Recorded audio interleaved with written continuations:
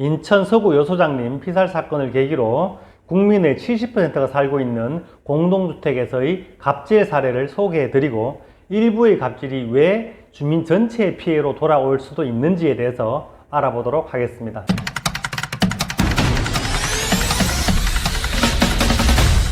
안녕하십니까. 친절한 생활연구소 김도영 소장 김소장입니다.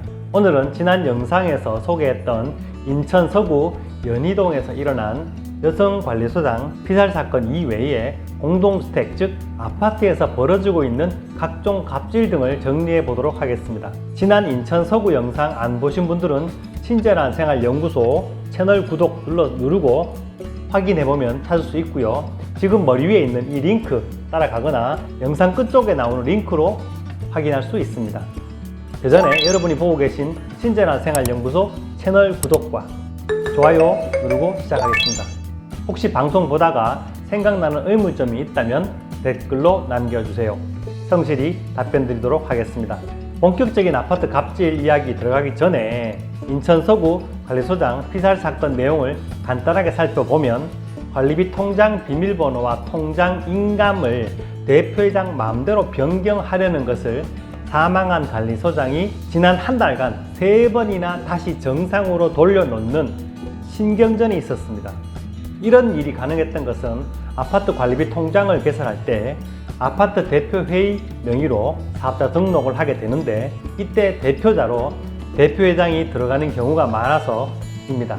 은행 입장에서는 사업자 등록에 대표가 직접 와서 통장 인감을 바꾸고 비밀번호를 바꾸겠다는데 뭐가 문제가 되겠습니까?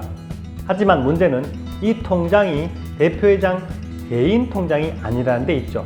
그래서 대부분의 아파트는 대표회장과 관리소장 2명이 함께 날인을 해야 돈이 인출되도록 복수 인감을 사용하고 비밀번호도 회계 직원이나 관리소장 등이 극소수 인원만 관리를 하고 있습니다.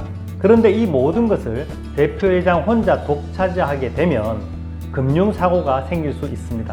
쉽게 말해 대표회장이 마음만 먹으면 즉시 돈을 인출할 수 있게 되는 겁니다. 그리고 제가 잠깐 알아봤더니 사고 아파트는 규모가 큰 아파트가 아니라서 관리비 금액이 크지 않았습니다만 매월 3천만 원, 연간 3억이 조금 넘는 관리비가 들어오는 통장인데 이 통장을 대표회장 개인 통장처럼 사용하게 되면 안 된다는 거죠. 이번 사고를 당한 관리소장도 이런 점을 지적하면서 주민의 공동재산을 독단적으로 관리하면 안 된다고 끝까지 얘기한 것 같습니다. 이런 과정에서 대표회장이 양심을 품고 이번 사건을 벌인 것으로 보입니다. 입주민의 재산을 지키려고 치열히 노력하다가 순직한 관리소장의 피말리는 노력을 이 아파트 주민들과 동료 관리소장들이 알게 되면서 안타까움이 더해지고 있습니다. 그럼 이곳 인천에서만 이런 일이 있었을까요? 아니죠. 그래서 최근 공동주택 근무자들이 받은 갑질 피해 사례라면서 청와대 국민청원에 올라온 글을 좀 정리해 봤습니다. 먼저 2017년 3월경 경기도에서 있었던 일인데요. 입대위 회장 A씨는 관리소장 B씨가 대표회장 해임 절차 진행 중 대표회장이 사퇴하여 해임 투표를 중지합니다 라는 공고를 게시하였다는 이유로 다음날 아침 7시 50분경 관리소를 찾아와 관리소장의 안경을 벗긴 뒤에 손바닥으로 얼굴을 때려 바닥에 쓰러뜨렸습니다. 넘어진 관리소장의 등과 허벅지를 수차례 발로 찼습니다. 그로 인해 관리소장은 8주간의 치료를 필요로 하는 안와골절, 비골골절 등의 상해를 입었습니다.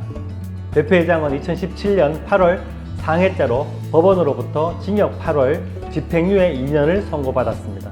다음은 2015년경 대구에서 있었던 일인데요. KT 스카이라이프 공시청 선로교체 공사와 관련해 관리소장이 관련 법률에 근거해서 입주민들의 동의를 받아야 합니다. 또 계약 내용 중에 업체에서 지급하는 전기료를 입주민이 평생 부담해야 한다는 내용이 들어가 있는 계약이 잘못되었습니다 라는 것을 지적했습니다. 그랬더니 KT 스카이라이프 직원과 지인관계에 있던 대표회장이 자신의 뜻에 따르지 않는 관리소장에 대해서 다른 부분인 지하주차장 방수공사가 문제 있다며 고소한 사건이 일어났습니다. 경찰 조사 결과 무혐의 처분이 내려지자 또다시 관리소장을 같은 이유로 정직 3개월, 감봉 6개월의 징계를 했습니다. 징계를 당한 관리소장은 지방노동위원회에 이 사건을 제소했으며 결국 부당 징계임을 확인받았습니다. 이 과정에서 입대위 회장은 온갖 욕설을 하고 관리소장의 해임을 위해서 관리 방식을 변경하려고 시도했으나 입주민 반대로 실패한 사건입니다. 다음은 2015년 4월부터 12월까지 경남에서 있었던 일인데요. 입주자 대표 회장은 격리 영성과장 미화원에게 이제부터 내 말을 잘 들어라 하면서 관리소장의 말을 들으면 안 된다고 지시했습니다. 그리고 미화원 2명에게는 별도로 토요일 특근을 시키고 별도의 수당까지 지급했습니다. 또한 2015년 4월경에는 공사 계약 및 완료일을 알 수 없는 옥상 방수를 했다면서 자금 집행을 요구하기도 했고, 다음 달인 6월경에는 전임 관리소장도 모르는 소방시설 보수공사를 한 것처럼 문서를 만들어 놓는 등 정상적인 절차와 근거도 없이 업무를 처리했습니다. 이에 관리소장이 입주민들에게 이 사실을 알리는 공고문을 게시하자 10월경 위탁관리업체에 관리소장 교체를 요구하고 관리소장에게 자신의 지시를 따르지 않는다는 이유로 업무 정지 명령을 내렸습니다. 이후 위탁관리업체가 관리소장 교체 요구를 받아들여주지 않자 관리소장에 대한 임금을 지급하지 않았고 위탁관리 계약을 해지했습니다. 이에 관리소장은 지방노동위원회를 통해서 부당해고를 인정받은 사건입니다.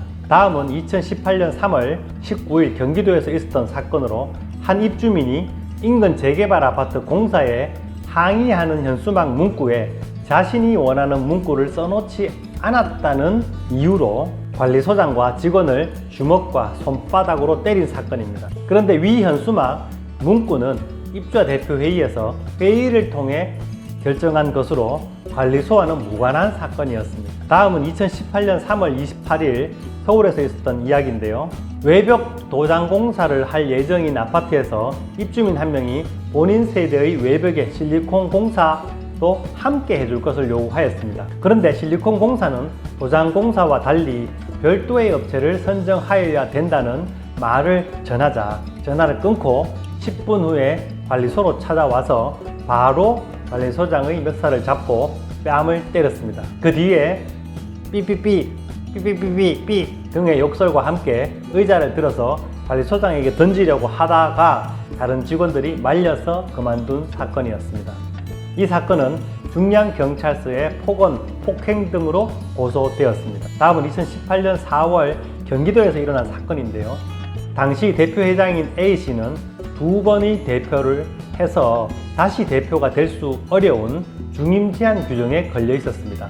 다음 대표 출마가 불분명해진 상황에서 이에 자신이 원하는 선거관리위원을 선출하기 위해서 관리소장을 뜻대로 하려 했지만 그렇게 되지 않자 관리소장의 책상을 창고로 옮기고 대표회의실을 폐쇄하면서 관리소장의 업무를 방해하고 사직을 압박하였습니다. 다음은 2018년 6월 25일 인천에서 있었던 일인데요.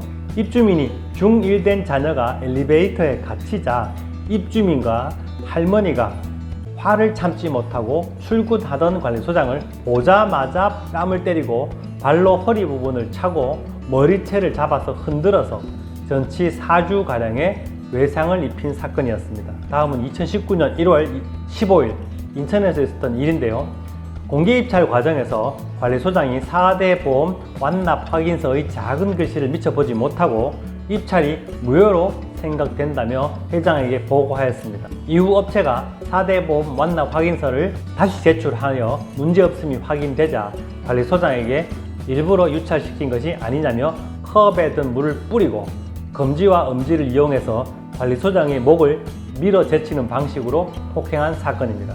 다음은 2020년 5월 10일 서울에서 있었던 경비원 고 최희원 선생님 사건입니다.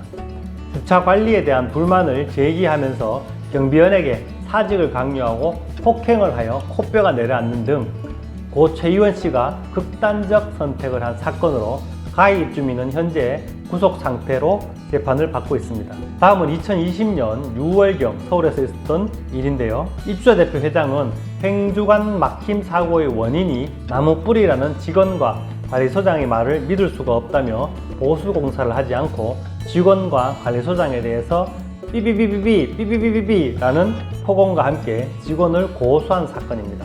2020년 6월경 제주에서 있었던 일인데요.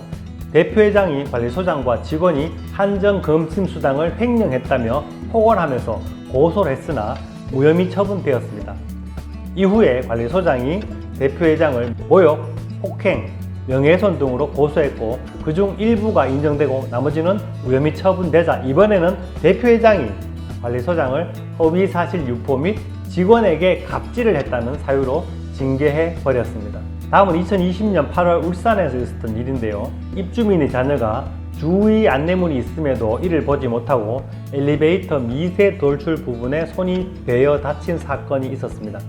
이 사건으로 관리소장을 해고하겠다며 위협한 사건입니다. 다음은 2020년 9월 9일 경기도에서 있었던 일인데요. 입주자 대표 회장이 위탁관리업체 선정과 관련해서 혼자 위탁관리회사와 접촉한 후 특정 업체를 지지하면서 자신의 뜻을 따르지 않는 관리소장에게 전화로 고성과 욕설을 하고 카톡 등으로 수시로 해고하겠다며 종용한 사실입니다. 게다가 관리소장에게 쌍판 떼기 등의 신체에 대한 모욕을 지속적으로 하여 언론에 보도되기도 한 사건입니다. 다음은 2020년 9월 11일 서울에서 있었던 일로 입주자 대표 회장이 직원들에게 머슴이라며 욕설을 하는 등 업무를 부당하게 간섭한 사건이 있었습니다. 이 외에도 사건이 많이 있었습니다만 영상이 길어져서 생략하겠습니다. 제가 볼 때 국민의 대부분이 살고 있는 아파트에서 정말 매 순간 수많은 문제가 생기고 있지만 많은 관리소 직원들이 직업이니까 또 자신이 잘리면 가정 경제가 흔들리니까 다음에 취직할 때 보복을 당하니까 라는 절박한 심정으로 버티고 있습니다. 아파트 갑질은 갑질을 당하는 직원만의 문제가 아닙니다.